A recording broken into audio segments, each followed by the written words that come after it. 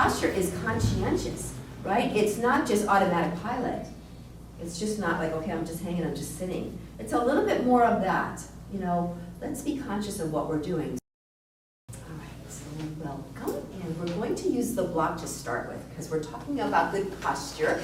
This I got from Panush, and I love this, and I always want to encourage you to do this at the very beginning of class because when we start class, we always kind of start quiet, we breathe, then we start to work our necks. This is a really good time to use this block. So you're basically putting it behind you like this. Make sure it doesn't slip through the cracks, but it usually doesn't. So you're kind of snugging it as close as you can to the back, and then you're going to sit. Right? So the idea here is that you're sitting with your spine tall and erect without you feeling like you're like a soldier and just like holding on. If you sit at the edge of your chair all the time, which I do when I work on the computer, it's just my nature, I think that's why I have good posture because I'm creating that environment for myself, but it could get tiring. This, I think, is the best of both worlds. Yeah, it takes you in the right posture, but you don't have all this effort all the time, okay? Right. I took a balance class and we used those balls, and that's what she told us, except in the class they had something that we put the ball in, so it's a roll. Oh, I see. Like an egg cup.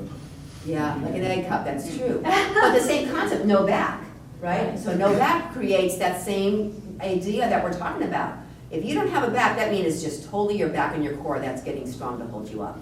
So this is like step one in getting that to be strong. Eventually, if you get those muscles strong, you just take this away, and here we are. I've got a gap behind there, and I'm sitting up tall, and there's no effort. But right now, this is good to start with. So as most of you know, I'm reading a posture book, actually about 3 of them, and this one I really like this little concept. He was showing a picture, I have to go sideways so you guys can see, of someone sitting like this. Okay, this is kind of common, right? And someone sitting like this. Both of us are still using the back of the chair. One's like this, and one's like this. So this is the first one, this is the second one. So he said, what's the difference between the first and the second person? You're bent over the first person. Yeah? Well, your spine is curved. Curved, And right? so your organs are being squeezed with Mhm. it, shouldn't they? Exactly. And you're not breathing right. Yeah, good point. Good point. Yeah, it affects not just your spine and your bones, but your organs. What he said, which is so simple, is that the second person, Most people sit that way. yeah, I know. The second person is just doing this with more conscientiousness. I like that term, right? Conscientiousness.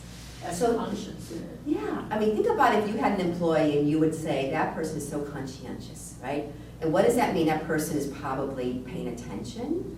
They're trying to maybe go slow and be more mindful and try to do things the right way. Everybody wants a conscientious worker, right? So posture is conscientious, right? It's not just automatic pilot.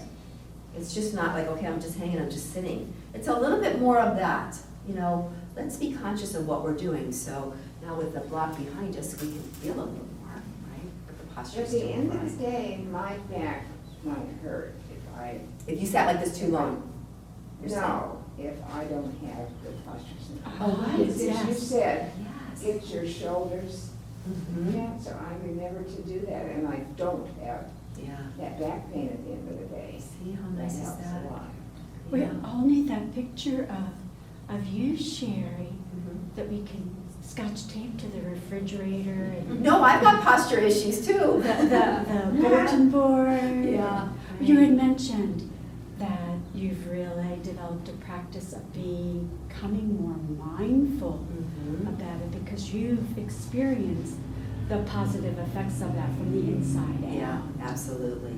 And most of you know this, but I came to yoga, first of all, for stress, because I worked on the computer a lot, and secondly, for neck and upper back issues. And my shoulders rolled forward, my neck would get all tight. I mean, this is how I work, And now I'm more mindful. I drive differently, right, with the stick shift. When I'm not, using the stick shift. You have a stick shift in that Packard? Of course, right? Big shift. Yeah, so, when you have a stick shift, you kind of hover on that stick shift a little bit. You're kind of holding on to it. Look what I'm doing with my shoulder the whole time I'm driving. So I realize when I'm not shifting, I don't need to do that. I can be like this, or I can be on the wheel like this in a good alignment.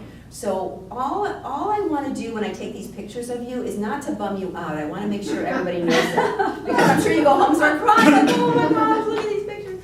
I want you to be aware of something that maybe you weren't aware of before. If one shoulder is rolling forward and your hips are tilted a little awkward way, then catch yourself doing that. Right now, I catch myself doing this all the time. I have one foot that slightly turns out. I'm like, oh, there it goes again. Here we go. Just straighten it up, you know? So that's what I want to do, because everybody knows that in 6 months, I'm taking pictures of everybody again. And I really do, I'm betting. I'm not a betting girl, but I'm betting that there's going to be improvements just through awareness.